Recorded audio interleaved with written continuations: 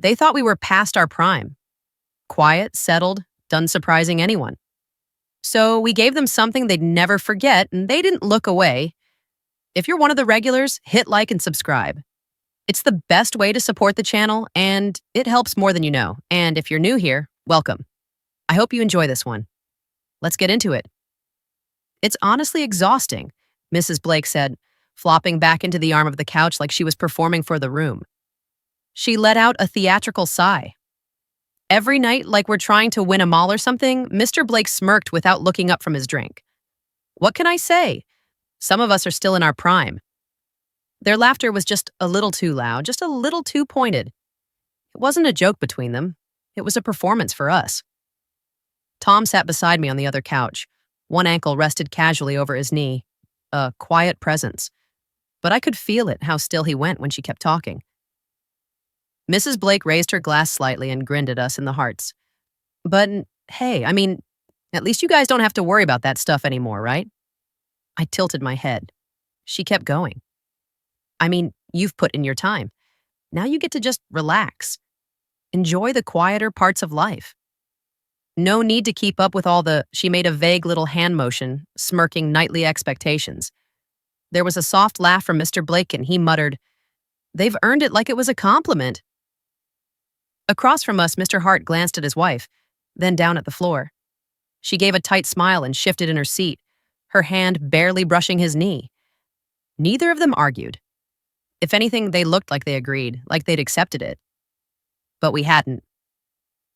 I slid my hand slowly across Tom's thigh, settling against him as I set my glass aside. Actually, I said, my voice soft but deliberate. Wes still do it almost every night. Mrs. Blake blinked. Mr. Blake stared, the smile draining slightly from his face. He turned to Tom and ran my hand up his chest. This one's a beast in bed.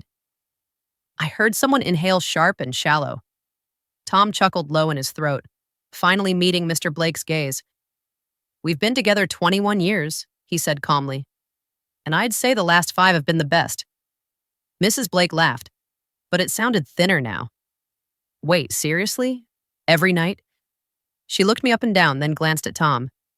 You still look amazing, but there's no way he's keeping up with that. She smiled like she was doing us a favor by pretending to believe it.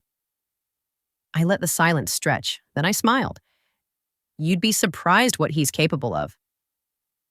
Tom leaned forward slightly, his voice calm. She makes a tiss. Mr. Blake gave a half laugh, almost nervous. Yeah, well, I don't think I could believe it without seeing it. I tilted me head. No, you really think I'm bluffing? He didn't answer, but he didn't look away either. I let the silence stretch, let the tension thicken just enough. Then I smiled. I wasn't planning on putting on a show tonight. I stepped in front of Tom, smoothing my hand over his shoulder, but since you asked so nicely, I looked toward Mr. Blake. Don't say I didn't give you a chance to back out.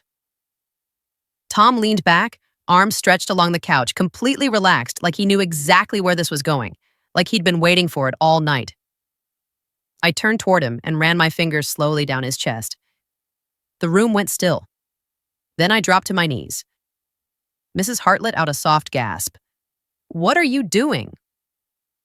I didn't look away from Tom putting on a show, and I reached for his zipper. I didn't say a word, just reached in and wrapped my hand around him. He was already firm beneath my hand, steady, ready, waiting. I let my fingers settle there, slow and steady, giving them time to realize what they were seeing. Then I looked over my shoulder and smiled. No one moved. I lowered myself without hesitation. No teasing, no buildup, just deliberate motion and full focus. Gasps shifting. A breath caught somewhere behind me, but it didn't stop. My lips grazed the surface. Soft, slow, teasing, then again slower this time.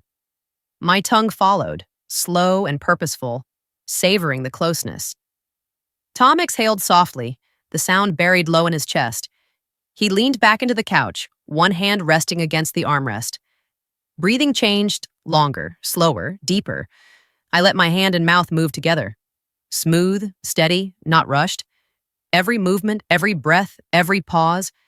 I made them all count like I was building something just for him, and letting them all watch me do it. Tom adjusted in his seat. Subtle but unmistakable. That's when his hand came down. Just fingertips at first, resting at the back of my head. Not pushing, just there anchoring me, leading gently, and I followed. He guided the rhythm, and I followed it like a song we both remembered. We moved together like this was muscle memory, like we were performing something we'd perfected over the years. The room behind me had gone quiet, but not empty. I could feel their eyes. I could feel how still they'd gone, like the air had stopped moving. And still, I didn't break focus. Not for a second. When I finally pulled back, I rose slow and smooth, not looking a tiny one, but him. I stood, unbuttoned my blouse and let it fall to the floor, then my skirt, then everything else. I iced myself onto his lap, settling across him with practiced ease. Nothing between us now. His hands gripped my thighs tight, grounded, ready. I looked up, met every pair of eyes in the room. Hope you enjoyed the warm-up. And I settled, drawn closer by gravity and something else entirely. I moved over him in rhythm, measured and grounded, my thighs wrapped around his hips, knees rooted into the cushions, hands planted firmly on his chest. Every motion was intentional, controlled, and weighted. Tom's grip on my waist grew firmer with each pass. His breathing deepened beneath me, but he didn't lead. He let me move how I wanted, like he trusted me to set the pace. I leaned forward until my chest brushed his, my forehead resting gently against his for a breath. Then I rocked back again, adjusting the angle, letting more of my body respond to his. He released a slow breath through his nose, quiet but thick with tension. I kept going. The room had fallen still. Note empty, not silent, but suspended. Somewhere behind me, the couch creaked. A whispered, "Oh my God." Then another voice, sharper, disbelieving. "I can't believe they're actually doing this." I didn't stop. If anything, I moved with more precision, bolder now, sharper at the edges. My spine curved as I let my head tip back, drawing the motion out with purpose. Tom's hands slid along my sides, anchoring me with a heat that made my breath catch low in my chest. His body had gone taut beneath me, tense, focused, holding on. "You're..."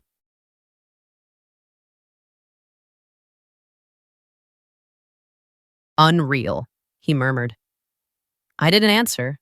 I only shifted again, deeper, slower, more complete, letting him feel all of it. Then he sat up, arms locking around my back. He pulled me close and kissed just behind my ear. "Come here," he whispered. I nodded. He rose with me in his arms, our connection unbroken, and stepped off the couch. He lowered to his knees and eased me down onto the rug, laying me out gently in the center of the room. The carpet was warm against my back. I adjusted without effort, legs parting with instinctive ease. Open-toe him. That's when I saw them. Mrs. Harton, her knees, lips drifting down her husband's stomach. His hand rested softly in her hair. Mrs. Blake, tense, legs crossed tight, her face unreadable but flushed. Mr. Blake leaning forward, elbows braced, eyes fixed and unmoving. I looked at them all and I smiled. They doubted us. Now they couldn't look away. Tom knelt between my legs, one palm pressing gently into my thigh, the other braced near my ribs. Our eyes met. Then he moved toward me again. He settled over me with full weight, deliberate and complete. His body stretched across mine, chest against skin, warmth pressing through every point of contact. My legs wrapped around his waist, keeping him close, grounding us to the rug beneath. The room vanished. Even the sounds blurred at the edges. All that remained was the cadence between us, thick, deliberate, folding me into each movement like we were breathing in sync. Every shift from him lit up something buried deep inside. One hand found my wrist, threading our fingers together above my head. The other steadied against the side of my thigh, holding me in place with a quiet force that left no doubt. I arched into him without thinking, letting the motion carry us further. Air caught in my throat. His mouth hovered at my neck, not kissing, just exhaling, and every restrained tremor in him radiated through me. He was focused, grounded, completely present. Tilting my head, I caught just enough of the room to see Mrs. Hart had taken her place above her husband, moving with a kind of wild flow, her body lifting and lowering in time with his hands at her waist. They weren't just caught in it, they were consumed. And across from them, the Blakes remained frozen, arms crossed tight, lips pressed pale. Mrs. Blake didn't even blink. Her husband stared forward, knuckles locked between his knees. They looked like they'd forgotten how to breathe. The youngest couple in the room, completely undone. I turned back to Tom. His gaze never left me, that motion, that weight, that warmth. It was all still there, building towards something heavier. Without warning, his arms gathered beneath me, one under my shoulder, the other beneath my hips. And with a single seamless motion, he turned me. My hands caught the rug, knees planted wide. The shift sent a jolt through my spine, heat rushing up my throat. He drew in behind me, close, certain, unshakable. Don't hold back. I breathed. He didn't. Fingers closed around my hips and the pace changed entirely. No more patience, no restraint. Each motion came with purpose, steady, grounded, and unrelenting. The sound of our bodies meeting filled the room like low thunder rolling across fabric. My arms strained to hold me up, elbows bent, palms flattened to stay grounded. Every part of me tensed, braced opened again. A glance over my shoulder, and there she was, Mrs. Blake. Her eyes locked to mine, mouth parted, frozen. Not judging, just witnessing. I didn't blink, didn't look away. I wanted her to see. Then it turned forward again, letting everything else fall away. The tempo climbed higher, sharp and consuming. His hold firm.